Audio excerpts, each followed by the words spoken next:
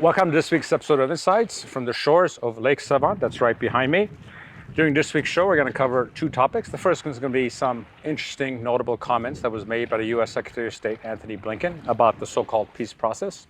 Then we're going to move on, given the occasion of where we're at, to discuss broader environmental issues, the impact of global warming on Armenia, and the specific issues with Lake Sevan and water and agricultural use in Armenia.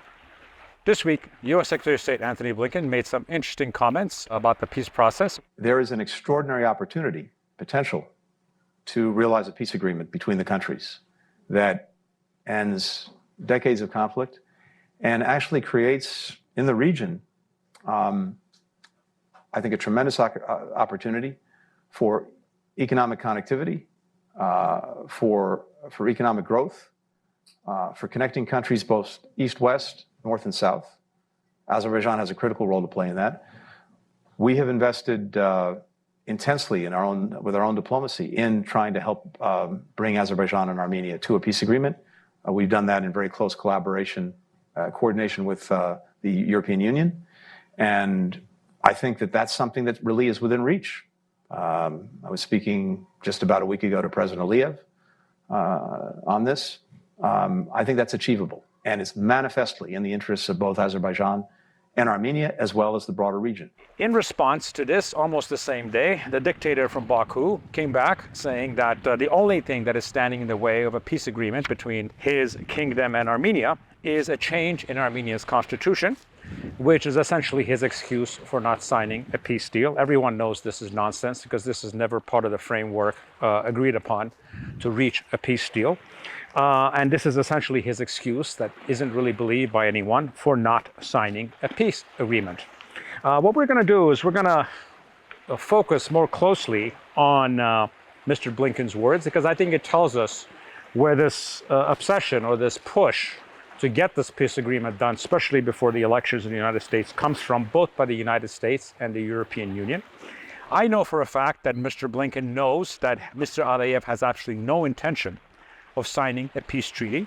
We know that there's actually tremendous pressure being put on his government from many sides to force them into signing a peace treaty, which most likely, most of these pressures will fail. If you look at the words that Mr. Blinken used as far as the reasons of the good things that can come out of the peace agreement, it is obvious that the big push here is to create a corridor via Aliyev's country and Armenia towards the west that essentially cuts Russia and Iran out of these transport corridors, with the big prize actually being Central Asian gas, specifically from Turkmenistan and Kazakhstan, which have actually tremendous potential in exporting gas to Europe. Since we know what passes for the Azeri gas potential is essentially a fraud, and the agreement that they reached with the EU a few years ago, they have absolutely no way of meeting those goals as far as what they can send to Europe, unless they're laundering Russian gas as they're doing right now, and that's not something that Europe is interested in. Interestingly enough, at the same time, the Turkish Foreign Minister Hakan Fidan made some statements while he was in the occupied town of Shushi, saying that he sees Armenian peace agreement right around the corner. There's no reason for it not to be signed. And most interestingly, he did not add the Aliyev qualifiers that he's been using. But obviously, I think we might be seeing a little bit of a break between what the Azeri and Turkish positions are. Now, when you actually sit down and look at all this, because you have to look at all of this from the dictator's point of view from Baku, it is highly unlikely for him to sign anything unless there's a Russian collapse on the Ukrainian front, which in the short run is not likely. What Tony Blinken is actually demanding of Ilham Aliyev is to throw the Russians under the proverbial bus. And he's also asking all the other Central Asian leaders to do the same. He will never do such a thing for many different reasons. The first one being his personal loyalties to the Kremlin and to the Russian political system. Let's not forget he's the son of a Politburo member, and once the son of a KGB and a Politburo member, you're always the son of a Politburo and KGB member. Secondly, the Russians just handed him this great gift of an ethnically cleansed Artsakh, which I am sure did not come for free. Third of all, his family's wealth and personal assets, both him directly and his extended family, of whatever they've stolen from his country, a good amount of it is actually invested in Russia herself. And what he's actually doing here, he's actually playing for time, for Tony Blinken, doing this rope-a-dope to buy time, hoping that a Trump administration would give him a better deal. And this is what, frankly, what every dictator around the world is waiting for, what better deal that they can get from a Donald Trump. And at this point, he knows clearly that U.S. Secretary of State Anthony Blinken is essentially a lame duck, Secretary of State of a semi-senile president. And he's a person that he can actually cross without any fear of consequences. And this is actually quite an intelligent read by Mr. Aliyev. So, Tony Blinken, unless you're willing to make Ilham... Now let's you just drop them pants. Drop? Just take them right off. I mean, what's this all about? Don't say anything, just do it. Just drop them, boy. You ever had your balls cut off, you fucking ape? You're not going to get anywhere with him.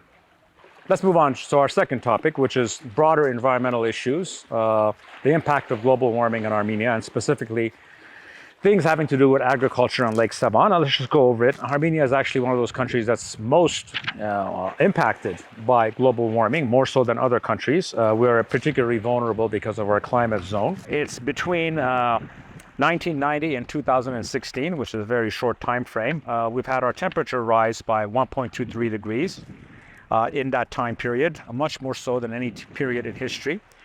During the same period, we've had a 9% loss in yearly rainfall. Every year, we have to release more and more waters from Lake Sevan to the Ararat Valley, to the farmers there, and the large agricultural system that we have in those areas. So it's an overuse of the lake, this beautiful lake behind me.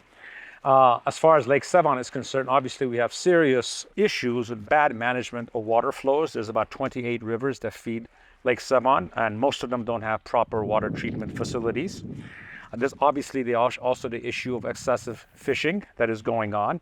Right now, there's actually concrete efforts by this government. They have a new boat patrol, police to actually cut down on illegal fishing, and they're making some progress there. But this is obviously a significant issue because it's also a political issue, because a lot of the communities that live on the shoreline of the lake actually live off of abusing the lake's fishing resources. And lastly, a couple of years ago, we had a serious algae bloom, which fortunately has sort of gone away the last 2 years. And a lot of that is fed by fertilizer waste that comes from nearby farms, and specifically construction on the shore, some of it being illegal. When you're looking at the solutions to a lot of the Lake Sevan's problems, I think almost all of it begins with water treatment facilities of all the rivers that actually feed into the lake, along with the cities and the villages next to the lake having better water quality and cleansing services before the water comes into the lake. Obviously, continue the very strong clampdown on illegal fishing, which again has political costs for any government, because you're essentially taking away livelihood of voters who could be voting for your next election. And historically, there's always been a pushback from those communities, which has made almost every government back down on their implementation of anti-fishing, illegal fishing laws and statutes.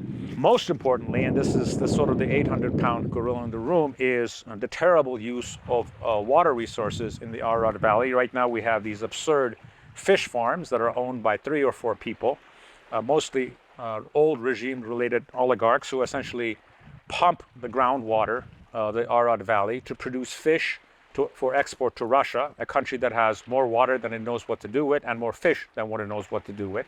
So it's a complete environmental and economic absurdity. And by overusing the water tables of Ararat Valley, you actually force us to actually use more of the water from Lake Sevan, which is not something that we want to be continuing.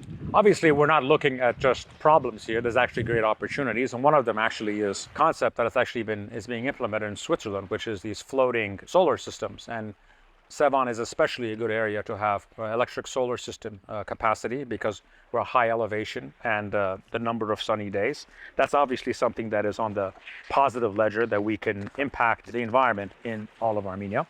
When you're looking at the broader issue of climate change and you're looking at the specifics, the biggest impact of it is, frankly, on things like forest fires. Between 2001 and 2009, there were actually 72 cases of forest fires.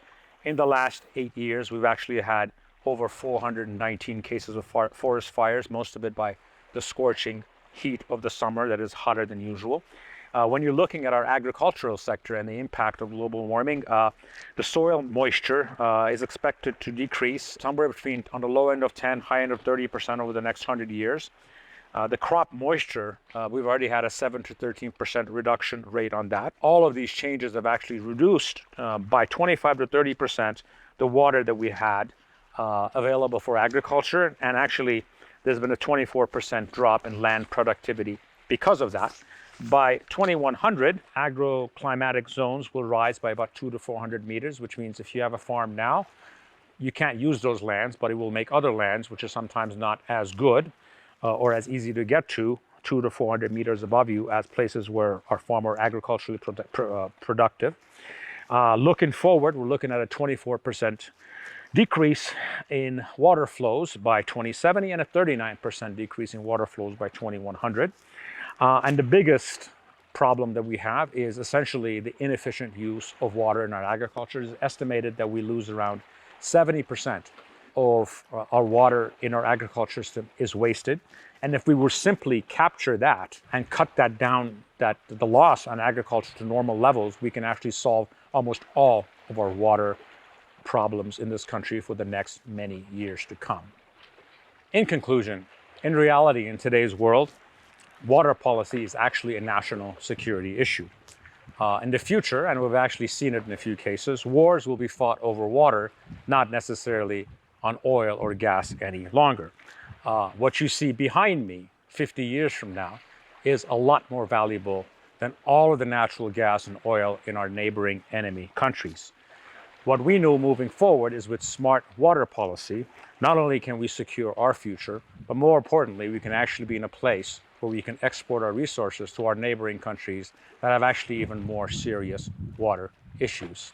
Thank you for joining me in this episode of Insights.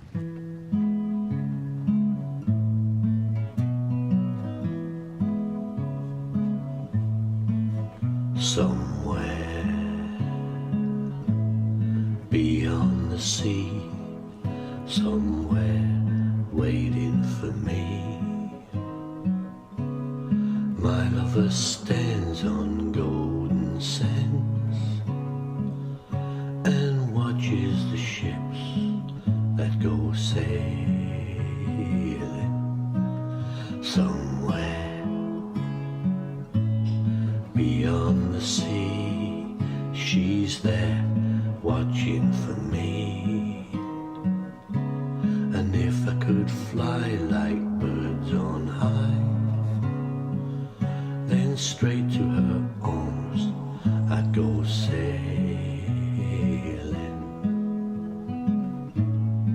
So long sailing, bye-bye sailing.